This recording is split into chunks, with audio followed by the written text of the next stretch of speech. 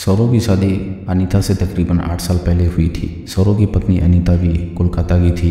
अनीता जब बीए के दूसरे साल में थी तभी उसके माता पिता ने उसकी शादी सौरव से करा दी थी। सौरव ने उसकी पढ़ाई छुड़ाकर उसे अपने घर के कामों में लगा दिया। अनीता भी आगे पढ़ना नहीं चाहती थी, इसलिए तन मन से घर संभालने में जुट गई थी। शादी के समय सौरव के माता पिता जिंदा थे, मगर 2 साल के भीतर उन दोनों की मौत हो गई थी। तब से अनीता ने घर की पूरी जिम्मेदारी संभाल ली थी। मगर शादी के 5 साल बाद अचानक सौरव ने अपना मन अनीता से हटा लिया था और वह मनचाही लड़की की तलाश में लग गया। बात यह थी कि एक दिन सौरव ने अपने दोस्त के घर ब्लू फिल्म देखी थी। उसके बाद उसका मन बहक गया था। ब्लू फिल्म की तरह उसने भी मजा लेने की सोची थी। उस दिन दोस्त से ब्लू फिल्म की सीडी लेकर सौरव घर आया। बेटी जब सो गई तो टेलीविजन पर उसने अनीता को फिल्म दिखाना शुरू किया। कुछ देर बाद अनीता समझ गई कि यह कितनी गंदी फिल्म है। फिल्म बंद करके वह सौरव से बोली, आपको ऐसी गंदी फिल्में देखने की लत किसने लगाई? मैंने ये फिल्म आज पहली बार देखी है, मुझे अच्छी लगी, इसलिए तुम्हें दिखाई है कि फिल्म में लड़की ने अपने मर्द साथी के साथ जिस तरह की हरकतें की हैं उसी तरह की हरकतें तुम मेरे साथ करो। मुझसे ऐसा नहीं होगा, मैं ऐसा करने से पहले ही शर्म से मर जाऊंगी। तुम एक बार करके तो देखो, शर्म अपने आप भाग जाएगी। मुझे शर्म को भगाना नहीं है, अपने साथ रखना है। आप जानते नहीं कि शर्म के बिना औरतें कितनी अधूरी रहती हैं। मेरा मानना है कि हर औरत को शर्म के दायरे में रहकर ही हम बिस्तरी करनी चाहिए। आप अपने दिमाग से गंदी बातें निकाल दीजिए। हम बिस्तरी में अब तक जैसा चलता रहा है वैसा ही चलने दीजिए। सच्चा मजा उसी में है। अगर मुझ पर दबाव बनाएंगे तो मैं मायके चली जाऊंगी। उस समय तो सौरव की बोलती बंद हो गई, मगर उसने अपनी चाहत को दफनाया नहीं। उसने मन ही मन ठान लिया कि पत्नी न सही कोई और सही, मगर वह मन ही मन इच्छा जरूर पूरी करके रहेगा। उसके बाद सौरव मनचाही लड़की की तलाश में लग गया। इसके लिए एक दिन उसने अपने दोस्त रमेश से बात भी की। रमेश उसी कंपनी में था जिसमें वह काम करता था। रमेश ने सौरव को सुझाव दिया, तुम्हारी इच्छा शायद ही कोई घरेलू औरत पूरी कर सके, इसलिए तुम्हें किसी कॉल गर्ल से संबंध बनाना चाहिए। सौरव को रमेश की बात जच गई।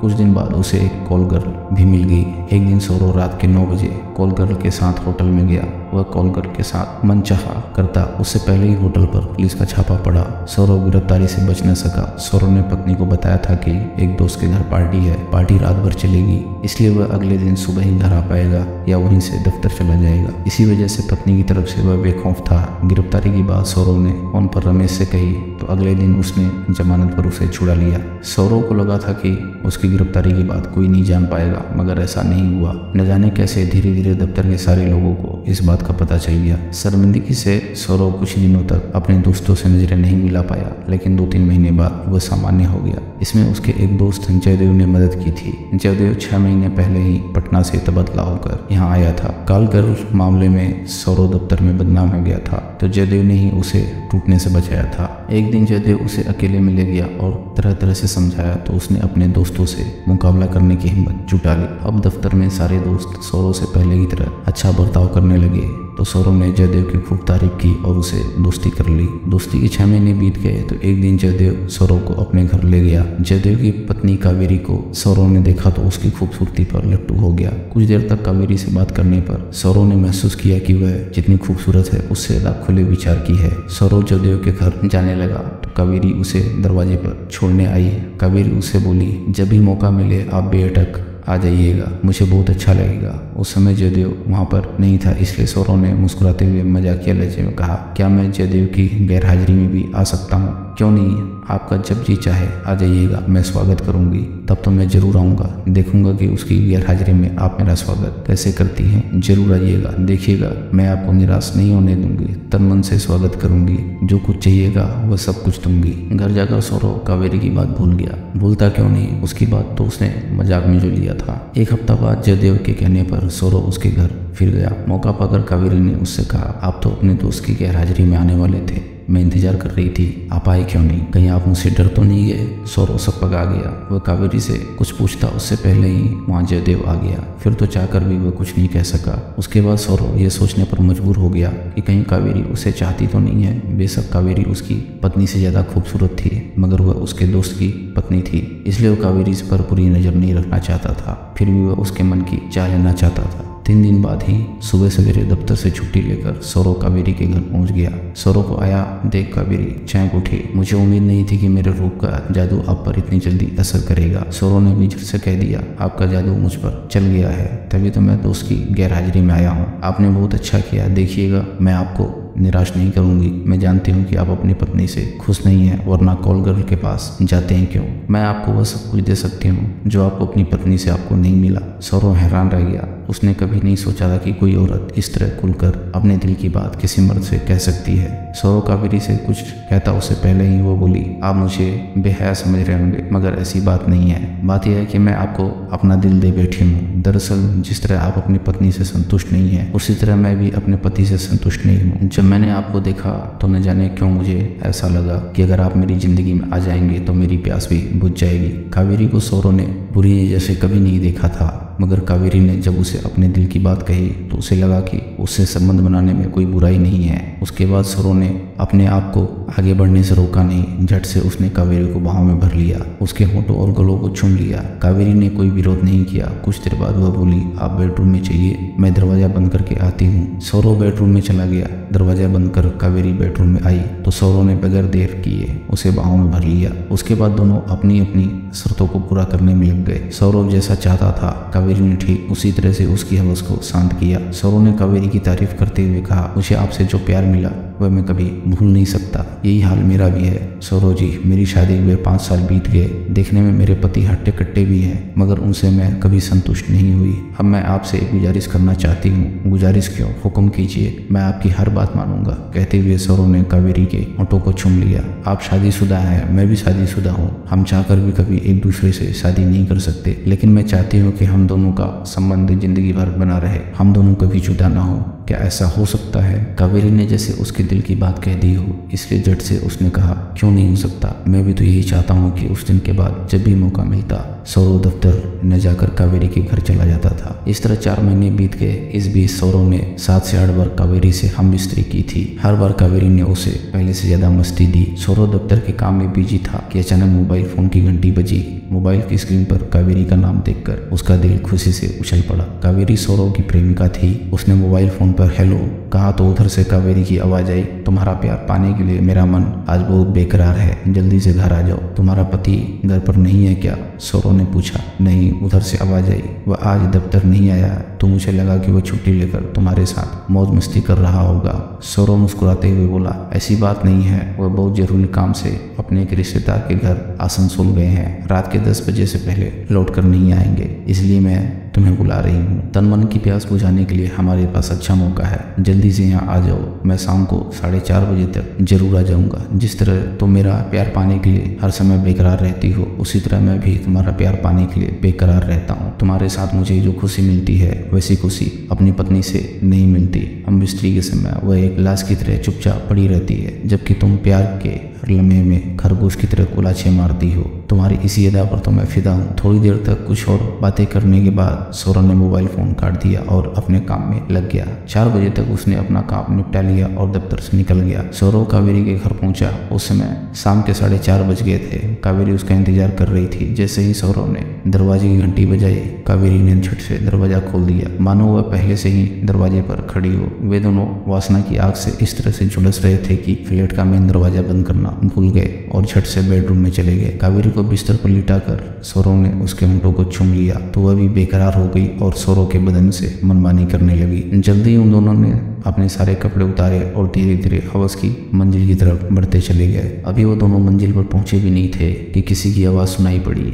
यह सब क्या हो रहा है? वे दोनों घबरा गए और झट से एक दूसरे से अलग हो गए। सौरव ने दरवाजे की तरफ देखा तो बौखला गया। दरवाजे पर कावेरी का पति जयदेव खड़ा था। उसकी आंखों से अंगारे बरस रहे थे। उन दोनों को इस बात का एहसास हुआ कि उन्होंने मेन दरवाजा बंद ही नहीं किया था। कावेरी ने झट से पलंग के किनारे रखे अपने कपड़े उठा लिए। सौरव ने भी अपने कपड़े उठाए, मगर जयदेव ने उन्हें कपड़े पहनने नहीं दिया। जयदेव उनको गंदी गंदी गालियां देते हुए बोला, मैं चुप रहने वालों में से नहीं हूँ, अभी मैं आस पड़ोस के लोगों को बुलाता हूँ। कावेरी ने जयदेव के पैर पकड़ लिए। उसने गिड़गिड़ाते हुए कहा, प्लीज मुझे माफ कर दीजिए, अब ऐसी गलती कभी नहीं करूंगी। मैं तुम्हें हरगिज माफ नहीं कर सकता। तुम तो कहती थी कि मैं कभी किसी पराये मर्द को अपना बदन छूने नहीं दूंगी, फिर अभी सौरव के साथ क्या कर रही थी? कावेरी कुछ कहती उससे पहले जयदेव ने सौरव से कहा, तुम तो अपने आप को मेरा अच्छा दोस्त बताते थे, ये तुम्हारी दोस्ती। दोस्त की पत्नी के साथ रंगलीला मनाते हो और दोस्ती का दम भरते हो। मैं तुम्हें भी कभी माफ नहीं करूंगा। फोन करके मैं तुम्हारी पत्नी को बुलाता हूँ, उसे भी तो पता चले कि उसका पति कितना घटिया है, दूसरी की पत्नी के साथ हम बिस्तरी करता है। प्लीज मुझे माफ कर दो। मेरी पत्नी पत्नी को कावेरी के बारे में पता चल जाएगा तो वो मुझे छोड़कर चली जाएगी। मैं कसम खाता हूँ कि अब कभी कावेरी से संबंध नहीं बनाऊंगा।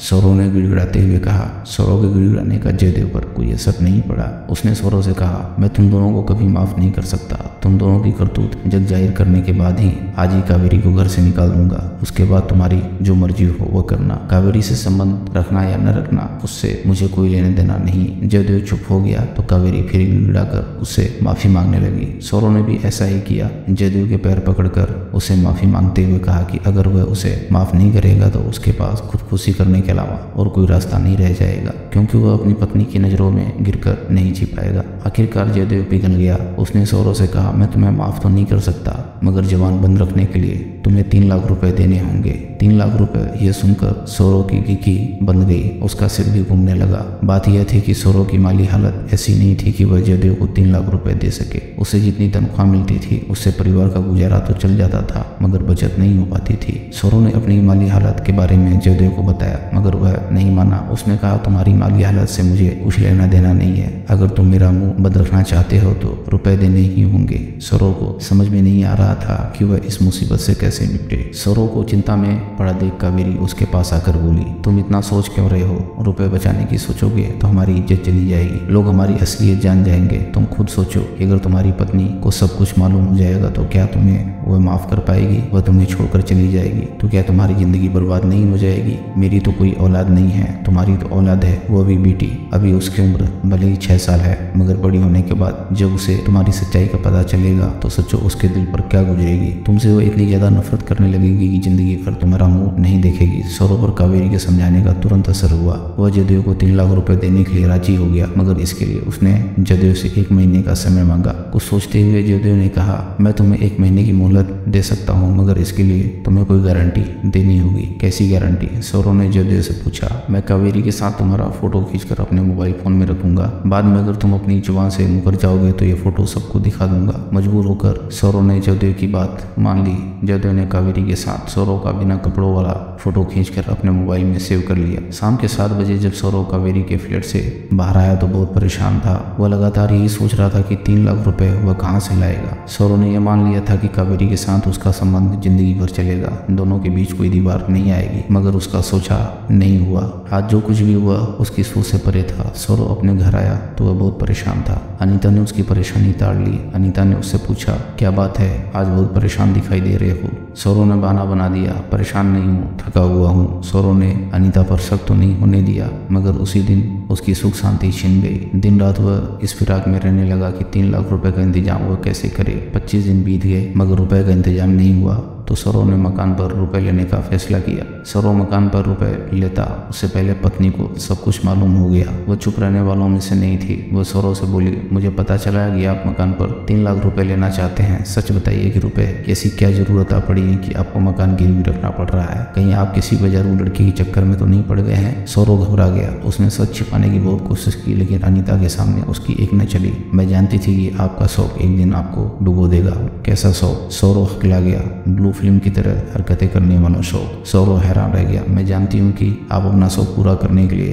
कॉल गर्ल के पास होटल में गए थे। वहाँ रेड पड़ी और पुलिस ने आपको गिरफ्तार कर लिया। अगले दिन आपके दोस्त ने आपको जमानत पर छुड़ाया। मैंने आपसे इसलिए कुछ नहीं कहा कि शर्मिंदगी से आप मुझसे नजरें नहीं मिला पाएंगे। अब सौरव ने भी अपनी गलती मानने में देर नहीं की। कावेरी के साथ अपने नाजायज संबंध के बारे में सब कुछ बताने के बाद अनीता से उसने माफी मांगी। उससे कहा कि वह ऐसी गलती नहीं करेगा। मैं तो आपको माफ करूंगी ही, क्योंकि मैं अपना घर ढूंढना नहीं चाहती, मगर सवाल है कि कावेरी के चक्रव्यूह से आप कैसे निकलेंगे? कैसा चक्रव्यूह? आप अभी तक यह समझ रहे हैं कि कावेरी के साथ हम रिश्ते करते समय उसके पति ने आपको अचानक देख लिया और आपके साथ सौदा कर लिया। मैं तो यही समझ रही हूँ कि सौरव बोला, लेकिन सच यह नहीं है। मेरी सोच ये है कि कावेरी और उसके पति ने मिलकर आपको फंसाया है। अगर ऐसा नहीं होता तो उसका पति आपके साथ सौदा क्यों करता? पत्नी की बेवफाई देखकर उसे अपने घर से निकाल देता या माफ कर देता। आपके साथ सौदा किसी भी हाल में नहीं करता। कुछ सोचते हुए अनीता ने कहा, जो जो होना था वह तो हो गया, अब आप चिंता मत कीजिए, कावेरी के चक्रव्यूह से मैं आपको निकालूंगी। आप तो जानते हैं कि मेरा मौसेरा भाई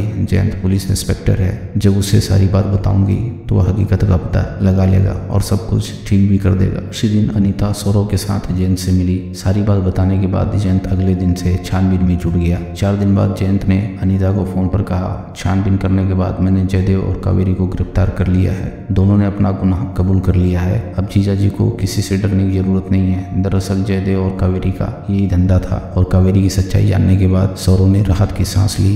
अनीता को अपनी बाहों में भरकर उसकी खूब तारीफ की। अनीता ने भी सौरव को निराश नहीं किया। रात में बिस्तर पर उसने शर्म छोड़कर उसके साथ वैसा ही सब कुछ किया जिसकी चाह में वह कावेरी के चंगुल में फंस गया था। भरपूर मजे के बाद सौरव ने अनीता से कहा, तुम तो सब कुछ कर सकती हो। फिर उस दिन जब मैंने ऐसा करने के लिए कहा तो मना क्यों किया? सिर्फ मैं ही नहीं, हर पत्नी अपने पति के साथ ऐसा कर सकती है, मगर सभी ऐसा करती नहीं है, कुछ ही करती हैं। जिस तरह मेरा मानना है कि औरतों को शर्म के दायरे में रहकर बेइज्जती करनी चाहिए, इसी वजह से बहुत सी पत्नियां ब्लू फिल्म की तरह हरकतें नहीं करती। मैंने आज शर्म की दीवार तोड़कर आपका मन चाहा तो कर डाला, मगर बराबर नहीं कर सकती क्योंकि मुझे बेहद शर्म आती है। अनीता के चुप होते ही सौरव ने कहा, अब इसकी जरूरत भी नहीं है। मैं समझ गया कि गलत चाह में लोग बर्बाद हो जाते हैं। मैं अपनी गलत चाहत को आदत नहीं बनाना चाहता, इसलिए हम बिस्ती के समय वैसा ही सब कुछ चलेगा जैसा अब तक चलता आ रहा है। अनीता खुशी से सौरव से लिपट गई। सौरव ने भी उसे अपनी बाहों में कस लिया। दोस्तों, अगर आपको कहानी पसंद आ रही है तो वीडियो को लाइक करें और चैनल को सब्सक्राइब करें। हम ऐसी मजेदार कहानियां आपके लिए लाते रहेंगे।